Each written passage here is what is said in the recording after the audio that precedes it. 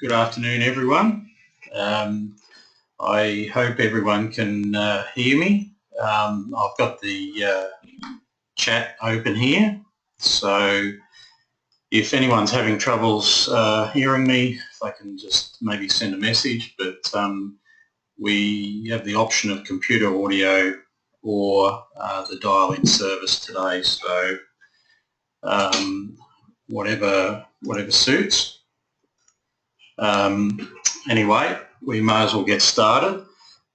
Today's webinar is about the Power BI interface that we've implemented. This is going to be an overview of the interface. We'll run through some of the functionality in Power BI, some of the reports that we've implemented as a starting point. We'll take a look at how easy it is to actually edit a report. We'll just do a couple of quick edits in a report, and lastly we'll look at a couple of other sort of nice features that are in Power BI as far as drilling down into your data. Today we're going to be looking at our demo database, which has a fair bit of, well, let's put it this way, I wouldn't call it quality data, but it certainly gives us an overview of how the system works and what's possible within the system, I think. I've just started up the Power BI application. It's available through a website, so I'm using Chrome, but it'll work with Internet Explorer, Firefox, or any number of other web browsers, Safari if you're on Mac. The other nice thing about it is it's optimised for responsiveness. So at the moment I'm showing this as a view on a computer screen, and it's set for web view, but if I change this to phone view, then basically everything just scales around nicely to show up in phone view as nicely as it possibly can anyway. So whether you're using Power BI from a phone, from a computer, there are dedicated Power BI apps for iOS, for the iPad, which a lot of your reps are using, or they'll be using iPads. So it's available with an app on the actual iPad as well. Power BI is a tool for management, but we can conceive people building some dashboards for their reps to use as well, to give them feedback on their performance, and basically just viewing it on the iPad themselves. So it's quite a comprehensive product in that respect. So I've just basically started up Power BI. It'll ask you to log in. I've already logged in, and it'll drop you on whatever the favourite dashboard is that you've selected. And I've basically just added a few widgets off reports that we've built off the system. So year-to-date sales versus budget, sales by brand, chain, average orders by user, by territory, brand, and drilling down to some of the new interaction information. So performance of visits, reps visits. I'll just mute that. So you can create as many dashboards in the system as you want and share them amongst users. The good thing about sharing a dashboard to a user is they actually get access to any underlying reports that have been configured as well. So they don't just see what you want here, they'll actually be able to drill down to the base data as well and take a look at the actual reports. So it's quite nice in being able to share information, configure reports, and then share, add things to dashboards, and then share that to other people to use. I'll probably just take a step back. Power BI is actually a Microsoft product which hooks in with Inzant Sales very nicely because we use Microsoft as our hosting and development platform. So it's been quite nice and works very, very nicely with the integration. The system, the Power BI system is updated every night. So when you look at data in Power BI, you're looking at data from that closed out on the previous day, so around 12 o'clock that night sort of thing. So it's current as of the last day. The other good thing about Power BI is with the amount of data that we're transferring into it, it looks as though most people are probably going to be able to use the free version of Power BI and not have to pay for the pro license, which at the end of the day is only an extra $7 or $9 a month anyway, which is not that big a deal. But certainly if you don't have to pay anything, that's an ideal situation. Just talk a little bit about the interface here. So we've got a menu over here. If I just open, which I can navigate and see any favourite dashboards that may be configured. I can see where I've been recently. We don't have any apps or anything. And then dropping down onto the workspace, I can see everything that's in my workspace. So any dashboards that I've configured, any reports that have been configured into the system, and the actual data sets that that we've made available from Inzant.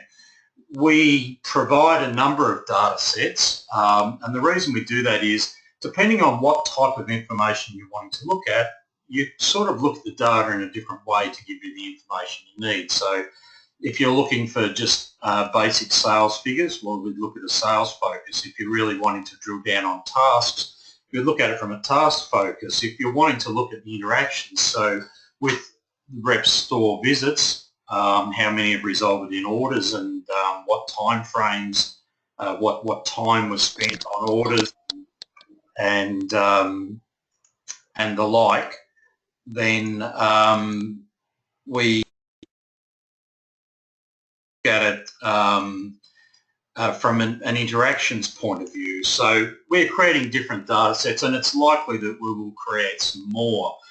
The good thing is with these data sets, you build reports on those data sets, and then you can actually share the reports or the output you've built into combined dashboards. So that overview dashboard combines some information that's coming from the sales focus as well as the interactions focus.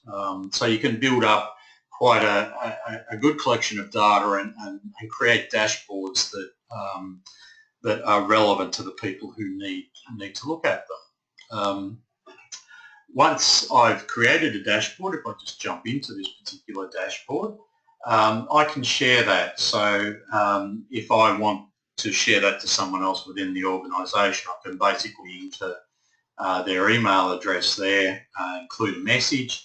I can actually set whether they're allowed to share the dashboard further on or whether it's only for their eyes only. And also you can generate notifications for the system so you can control whether they see that. And at the moment it looks like I've got this shared to one particular person who can view it, but it looks like not share it any further on. So it's quite a nice interface to move around. You'll note on any of these charts that come up, if I position the mouse cursor over the actual chart, it'll give me the actual breakdown of the figure, and that's pretty much the same on anywhere throughout the system, no matter what sort of chart it is.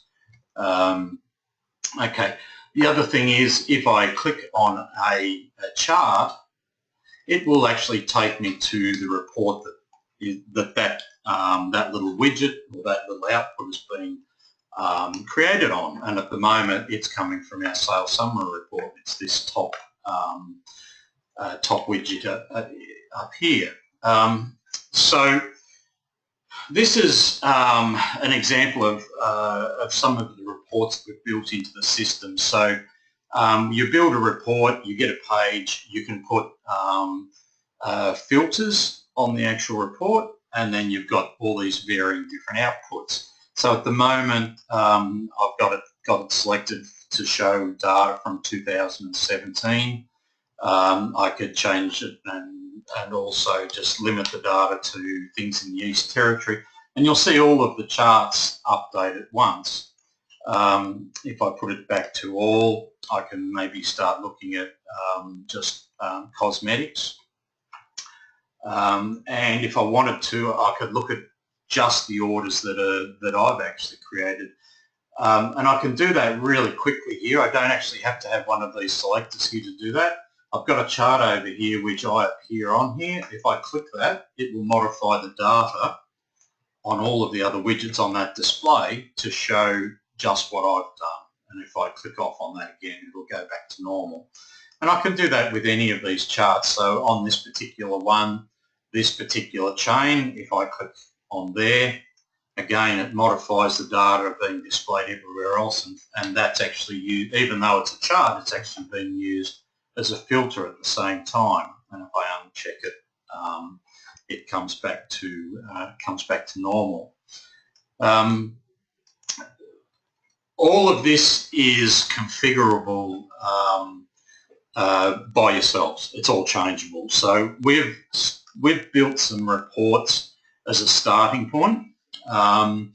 I would recommend that when you start building your own reports that you actually create some new ones, because as we continually roll stuff out, we'll likely update these reports and add additional pages to them and everything like that. And if you change them, then they'll get reset back to how they were. It's quite easy to create a new report, which I'll go through as I go through the product. And I'd recommend to start building your own report sets up.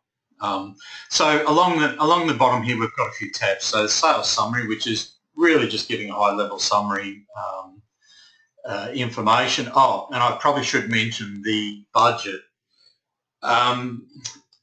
If you would like to give us your budget information, we can load that into the system, and that'll come across every night. As you move forward in history, obviously you'll be loading new budgets, and they just get loaded in along with the ones that are already there. We can handle some, we can break the budget down to quite a low level, in that it can be right down to the level of a particular store for this particular month. And then that all rolls up through sales territories, right up to the top level. So if we're looking at East, it would actually pick those budgetary figures for a store and sum that all up. So you can drill down as little or as far as you want. You could just provide a monthly figure if you'd prefer to just provide a monthly figure across the business, or you could break it down to a monthly figure per territory, or however you like. As I say, this is a bit of a taster. When we come to do implementation, that's the time we can talk about, well, what suits you exactly. Right, I'll just move across the bottom tabs here. If I look at performance by brand, this is really just spinning the data in a slightly different way. Again, we've got a date range selector here.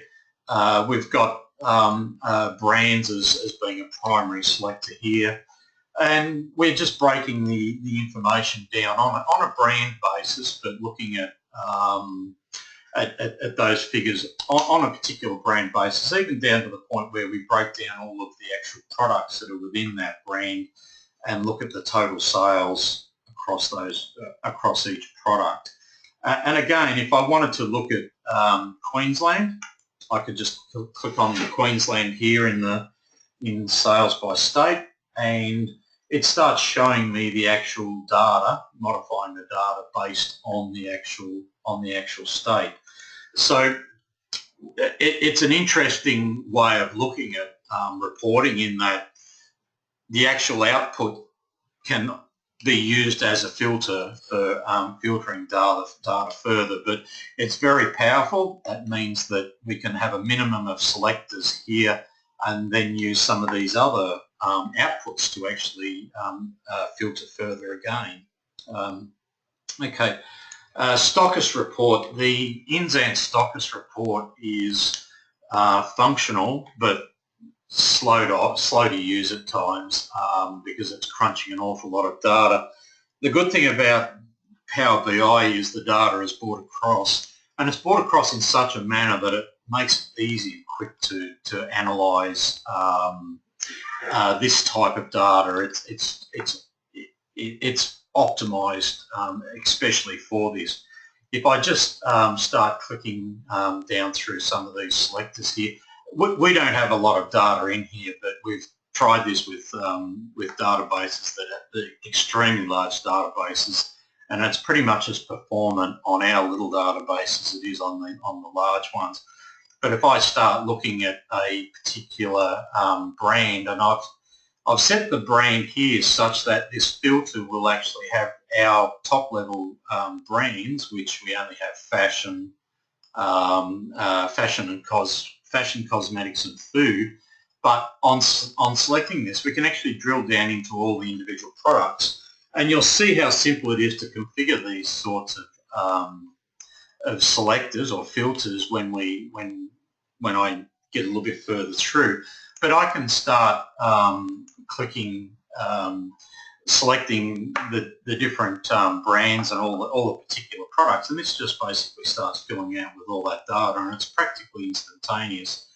So we're plotting here basically the list of stores and the products that are selected. So if I wanted, I could break this down and just look at one particular product even. So if I go into cosmetics and just look at that particular product, I can see exactly where that's being stocked. We've sliced the data a little bit differently down the bottom here as well. So basically just of the products that are selected, how many stores are stocking it, and then we've sliced it a different way to just output here which stores are actually stocking it. Now, the other good thing about Power BI, if I just click on this little ... I get export data. So I can export summarized data to Excel, or if it's available, and sometimes it's not always available, but I can also export basically the raw data that makes up the reports into Excel, or as just a CSV file. So either way, you can open them quite easily in Excel. So as well as doing your reports, if you want to analyse further, there's always the option of just exporting the data into Excel and using it from then on in. I'll just click on the website performance report. This is mainly, it's targeted at an Inzant website that may be hanging off the side of the Inzant sales system. So this will work with the Inzant portal and the full website as well. So basically we'll pick up any orders that come off the website, so you can start analysing and drilling down further into the data. I think as time goes on, we'll be adding more reports along the lines of the website, just trying to determine where the maximum benefit or push can be on with the website to increase sales. Okay, so that's looking at the report from a sales focus. If I just click on the interactions focus report, this is looking at the data from a slightly different manner. So we've got a summary here which gives a basic summary of interactions, more centric around username. Again, though, we're looking at reporting period. And interaction types, I'm not too sure how familiar everyone is with interactions, but we've we've moved the app to include a notion of interaction such that when a rep goes and does a customer visit or has an interaction with the customer, they'll say what type of interaction it is, and they may raise orders, they may carry out some tasks, they may just make some journal notes, but that all gets logged as one interaction. So the whole time they're with the customer, that's basically an interaction.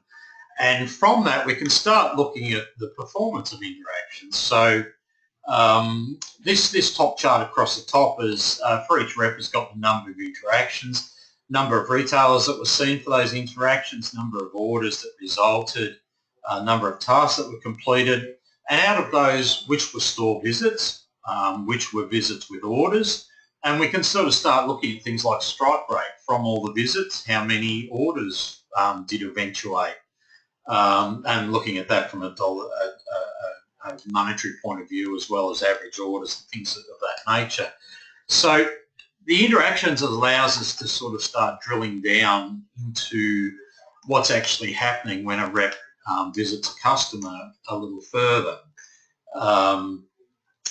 In the centre here, basically, we're just dumping out all of those particular interactions. Now, as I say, our database is fairly small. We use it for doing demos.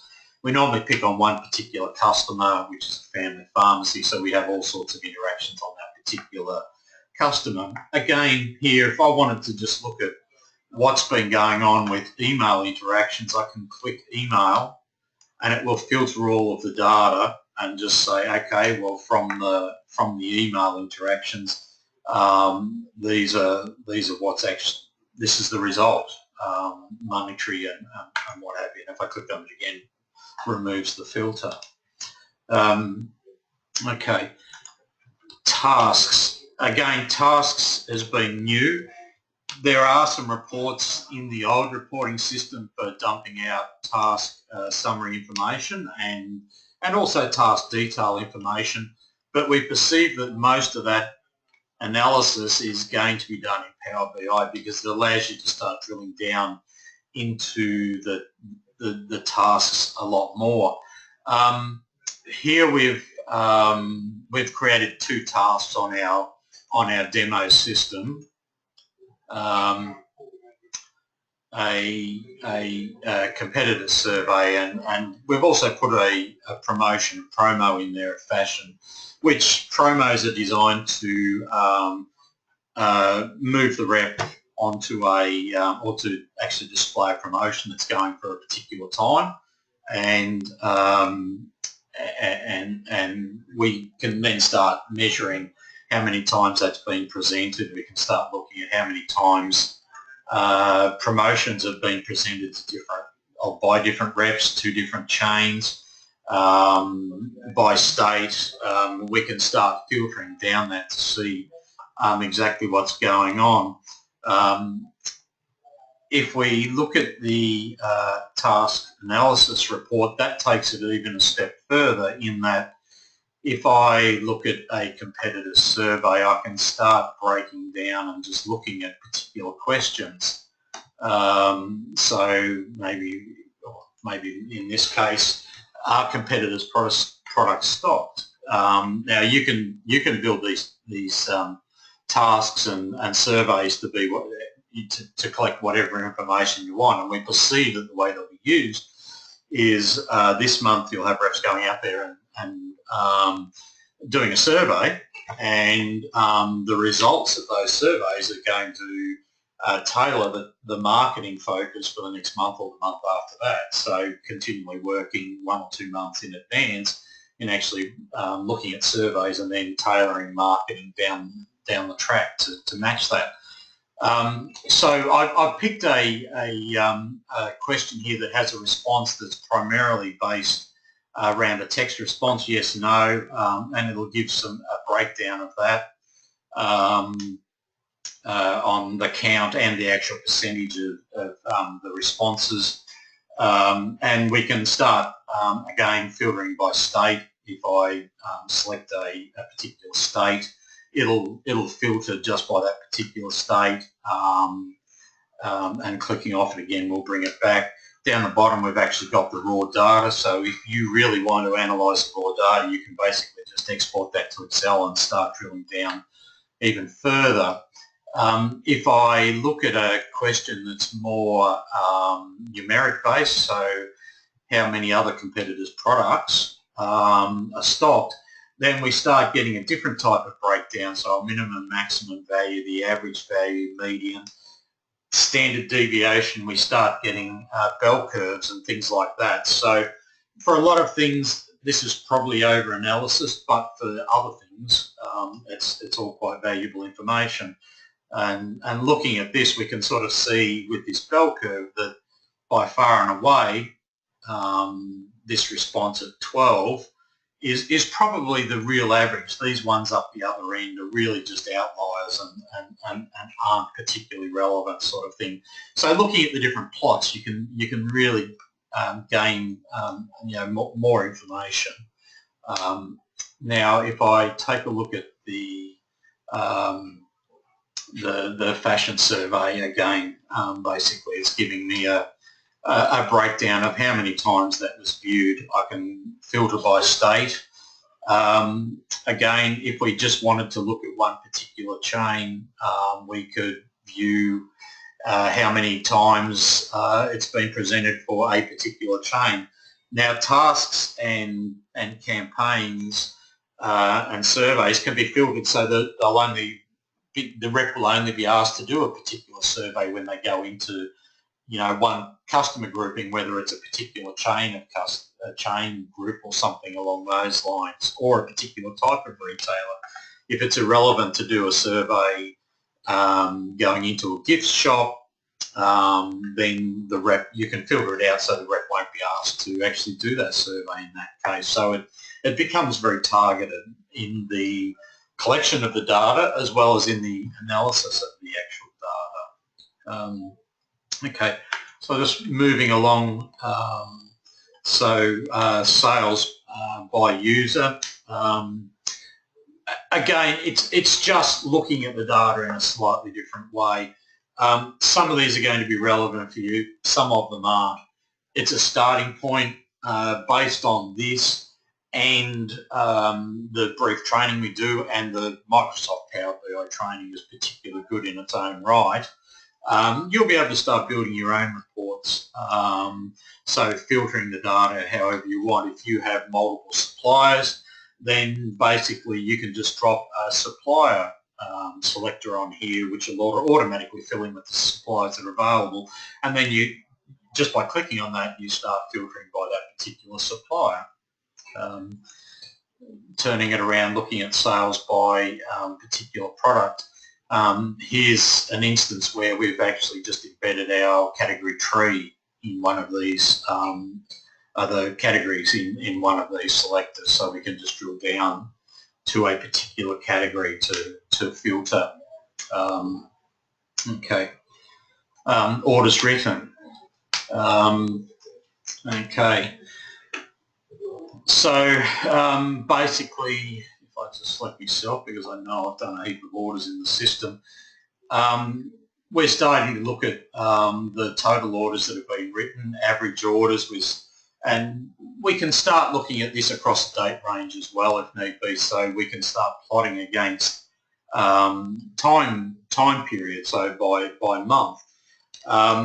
The way the date hierarchy works is we start off with year, we can drill down into quarter, we can drill down into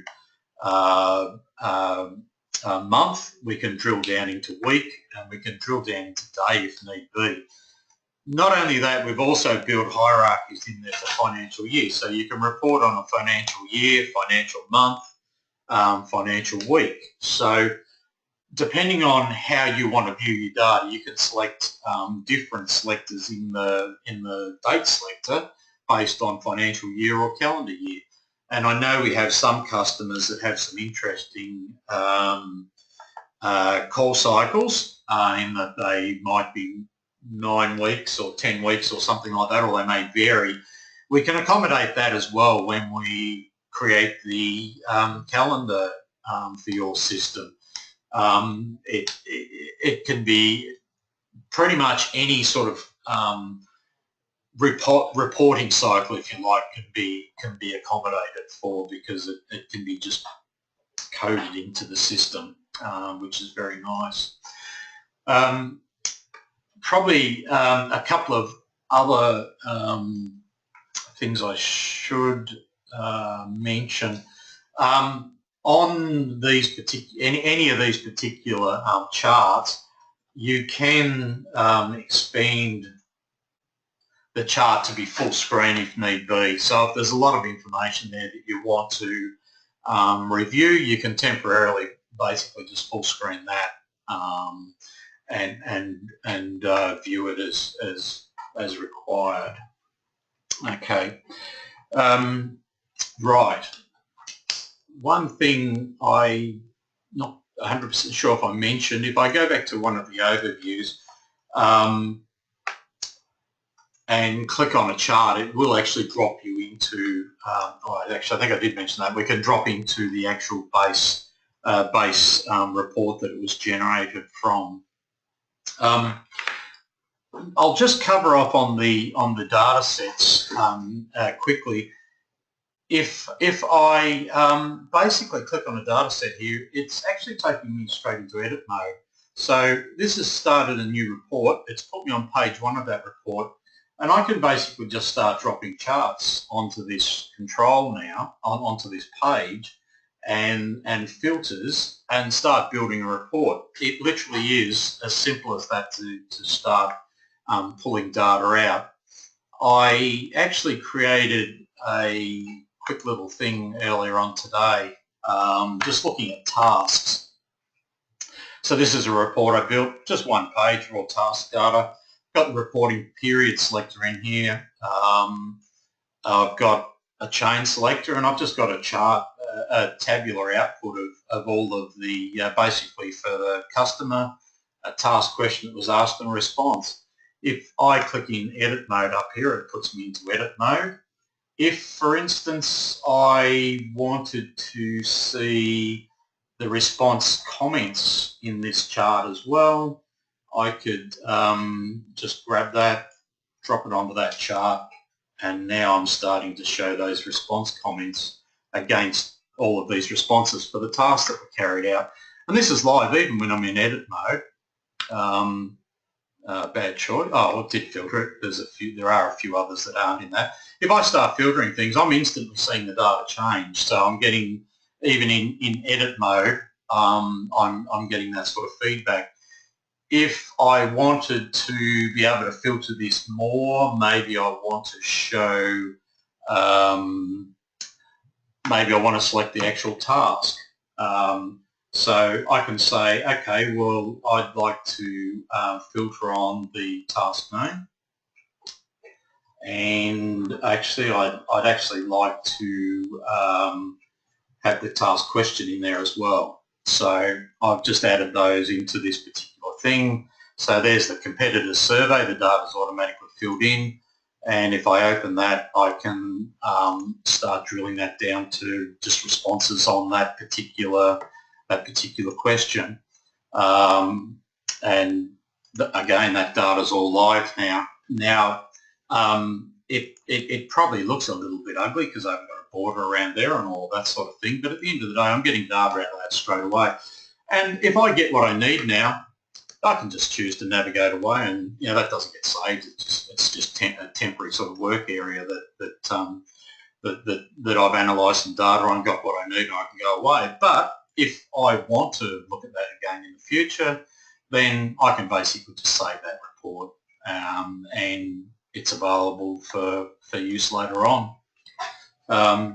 So the report's saved. It's put me back in reading view.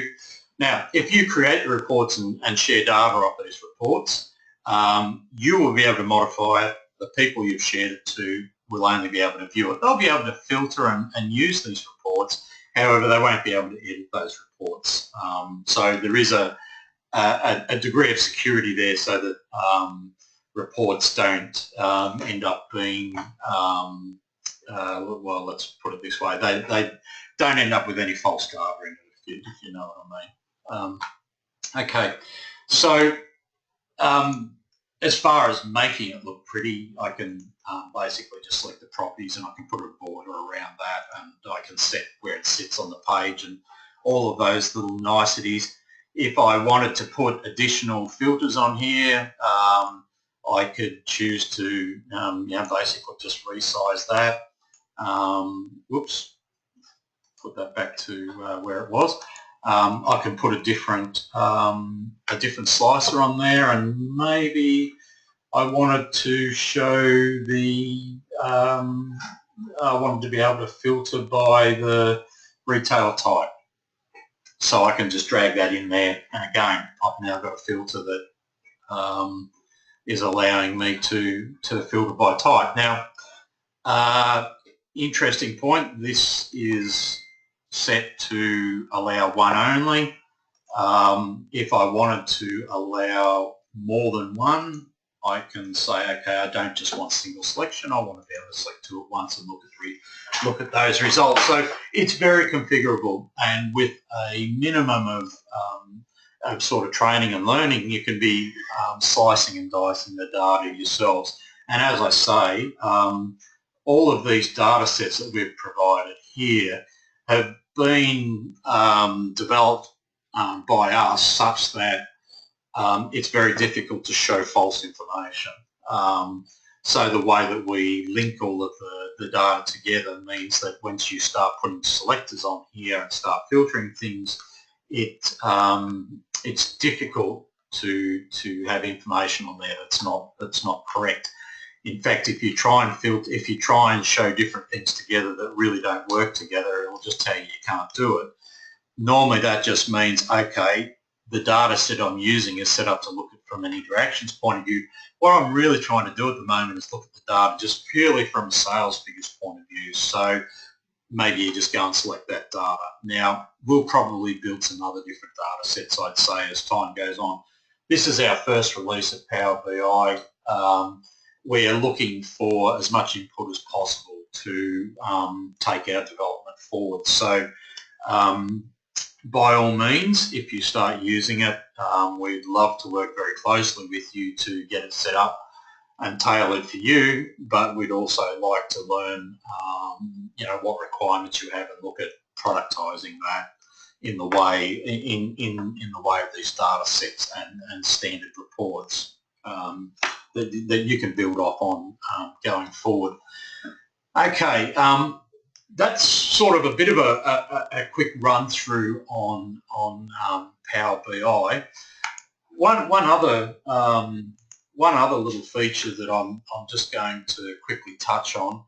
If I was just playing around with this earlier today. I built a quick little dashboard with a few things off sales by particular suppliers. If you're in an agency type model, by brand, and here we've just got what average order value for customers and things like that.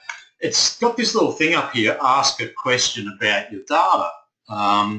So if I start show me the sales total by, I don't know, retail chain, you can sort of see that it's starting to actually fill in or automatically chart the data underneath me the best it possibly can by calendar month. Whoops. By calendar month, and then maybe since, I don't know, let's say Jan 2017.